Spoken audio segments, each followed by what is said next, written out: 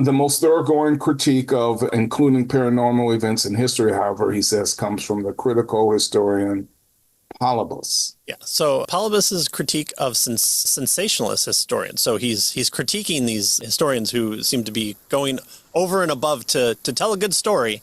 But he's the Joe Friday of the time. He just wants just the facts, ma'am.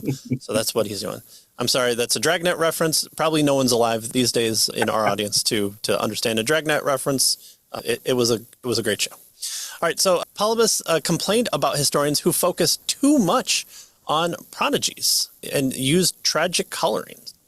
Some reports of signs do serve such functions, but again, Luke and other gospel writers focus on miracles because they tell about a miracle worker, not because they resemble the sensationalist works Polybius critiques, which typically contain elaborate scenes of pathos, of a thing to the end. It's not so much that Jesus fed the 3,000, the 5,000, but he does it for a particular purpose. And the fact that mentioning 12 baskets being left over seems to be an important point of the story, where yes, he does all these healings and miracles, but what are they for? They're for a completion of a prophetic fulfillment of the Old Testament prophecy that the Son of Man would come to do such miracles. Right.